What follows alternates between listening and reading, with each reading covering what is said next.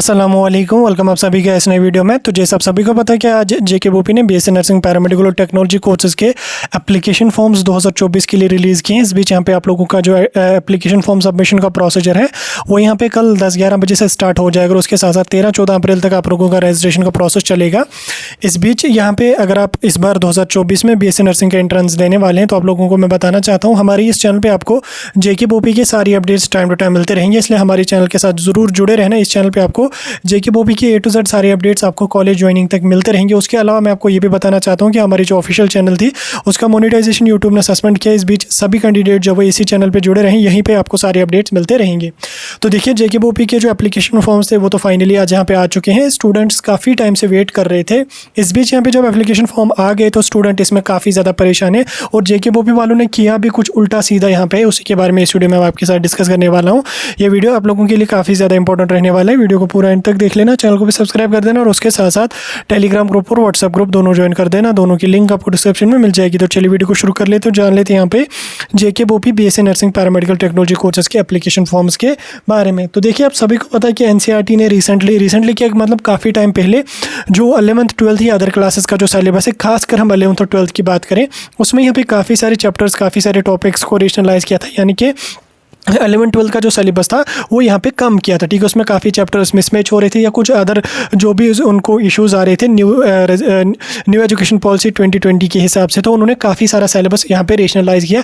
इस बीच जो नया सिलेबस था वही यहाँ पे जेके बोस में भी इम्प्लीमेंट हुआ और उसके अलावा नीट हो या एम्स बीएससी नर्सिंग का एंट्रेंस हो, सभी जगह पर जो है वो नया ही सिलेबस यहाँ पे इम्प्लीमेंट हुआ। इस बीच स्टूडेंट्स भी जो थे वो नए सिलेबस के अकॉर्डिंग ही काफ़ी टाइम के मतलब 3-4-5 महीनों से प्रिपेयर करे थे और मैक्सिमम स्टूडेंट्स ने जो वो पूरा प्रिपेयर कर भी दिया है नए सिलेबस के अकॉर्डिंग। और कुछ बच्चे अभी प्रिपेयर कर रहे हैं, कुछ बच्चे अभी जो है वो 12th का एग्ज़ाम दे रहे हैं। वो अभी एग्ज़ाम उनके जो है बायोलॉजी का लास्ट पेपर है, आफ्टर दैट उनका जो है वो फिजिकल एजुकेशन का पेपर है। उसके बाद वो 11th का स्टार्ट करने वाले थे। जो 12th उन्होंने पढ़ा वो उन्होंने न्यू जो आपका सिलेबस है उसी के अकॉर्डिंग पढ़ा। इस बीच जब यहाँ पे आज जेके बोपी ने सिलेबस जारी किया, इस सिलेबस में अगर आप लोगों ने देखा होगा, जो ये नया सिलेबस है, चाहे वो फिजिक्स हो, चाहे वो केमिस्ट्री हो, चाहे वो बायो हो, ये नया पूरा का पूरा सिलेबस जो ये पुराना सिलेबस है, ठीक। नया सिलेबस जो है उसको जेके बोपी ने इम्प्लीमेंट नहीं किया, ठीक। हालांकि नीट में भी जो है वो नया सिलेबस ही इम्प्लीमेंट हुआ, चाहे एम्स हो वहाँ पे भी नया सिलेबस हुआ, या स्टेट का हमारा जो है एग्ज़ाम हो, स्टेट बोर्ड का एग्ज़ाम हो, वहाँ पे भी नया ही सिलेबस इम्प्लीमेंट हुआ। लेकिन जेके बोपी वालों ने जो वो नया सिलेबस इम्प्लीमेंट नहीं किया और स्टूडेंट यहाँ पे काफ़ी ज़्यादा परेशान है। एक तो यहाँ पे थोड़ा सा ही टाइम आपको यहाँ पे बचा है, लगभग मई 15 से लेकर मई 20 के बीच में आप लोगों का यहाँ पे एंट्रेंस हो जाएगा। इन्होंने एडमिशन नोटिफिकेशन में जो है वो 12 मई का मेंशन किया, लेकिन 12 मई नहीं होगा, 15 से लेकर 20 मई के बीच में आप लोगों का एंट्रेंस होगा। इस बीच यहाँ पे अभी आपके पास मार्च का लगभग अप्रैल का 1 महीना बचा है और मई का महीना जो वो हो गया आपका जो इधर उधर फिर रिवाइज वगैरह करने में।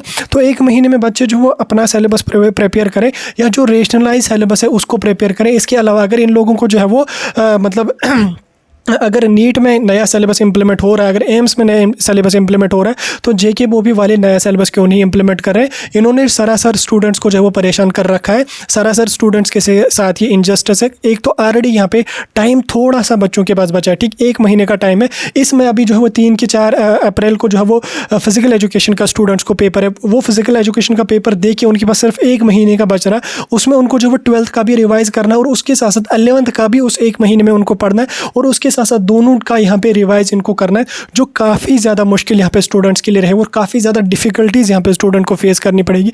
इसके साथ साथ अगर आप रिजर्वेशन की बात करोगे तो रिजर्वेशन पॉलिसी तो परसों इन्होंने जो वो नई रिजर्वेशन पॉलिसी को इशू किया, लेकिन अब यहाँ जब आप इन्होंने यहाँ पे आज इन्फॉर्मेशन बुलेटिन अपना जारी किया, उसमें अगर आप यहाँ पे देख लोगे, इन्होंने जो रिजर्वेशन की पॉलिसी है वो नई रिजर्वेशन पॉलिसी इन्होंने इसमें इंप्लीमेंट की। रिजर्वेशन पॉलिसी में इन्होंने पुरानी रिजर्वेशन नहीं इंप्लीमेंट की, इन्होंने इसमें नई रिजर्वेशन जो 15 मार्च को इशू कर दी गई है। यहाँ पे अगर आप रिजर्वेशन पॉलिसी को देख लोगे 2020, 2021 और उसके साथ साथ यहाँ पे 2024 की जो रिजर्वेशन पॉलिसी उसको यहाँ पे इन्होंने इंप्लीमेंट किया। 15 मार्च 2024 को जो रिजर्वेशन पॉलिसी जारी कर दी गई उसी को इन्होंने यहाँ पे इंप्लीमेंट किया। लेकिन सिलेबस के मामले की अगर हम बात करेंगे तो सिलेबस इन लोगों को जो वो पुराना ही यहाँ पे चाहिए, लेकिन रिजर्वेशन इन लोगों ने यहाँ पे नई डाली, जो कि रिजर्वेशन में जो वो ओपन मेरिट का जो सीट्स हैं वो यहाँ पे डिक्रीज हो जाएंगी, कैटेगरी की सीट्स यहाँ पे इंक्रीज हो जाएंगी। तो उसमें भी ओपन मेरिट के कैंडिडेट्स का यहाँ पे ऑलरेडी कट ऑफ ज़्यादा जाने की चांसेस है, सीट्स उनके पास कम बचेंगी। अब यहाँ से सिलेबस का अलग से इन लोगों ने यहाँ पे खफखाना स्टूडेंट्स को लगाया।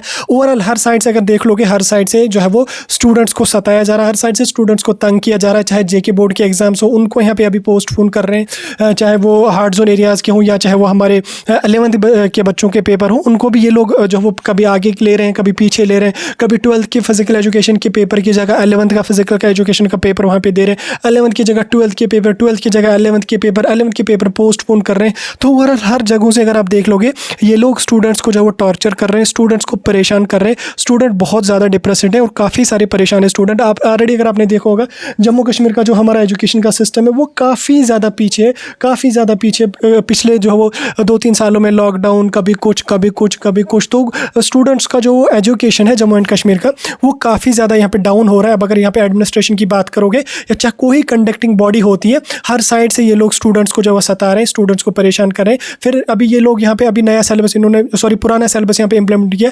अब स्टूडेंट्स को ऑब्वियसली सिलेबस कवर करने में यहाँ पे काफ़ी ज़्यादा दिक्कतें आ जाएंगी। अब जब इन लोगों को जो है वो काउंसलिंग करने का टाइम आ जाएगा, तो काउंसलिंग में ये दूसरा राउंड नहीं करेंगे, ये हार्डली एक राउंड काउंसलिंग करके निपटा देंगे। चाहे फिर 70% सीटें बच्चे रहें, 80% सीटें खाली रहें, उसके साथ इन लोगों को कोई लेना देना नहीं है। बस ये लोग हर जगह से स्टूडेंट्स को परेशान कर रहे हैं। अब देखिए, ये तो स्टूडेंट्स के लिए काफ़ी ज़्यादा डिफ़िकल्ट रहेगा इतना सारा सिलेबस कवर करना या सब कुछ मैनेज करके चलना।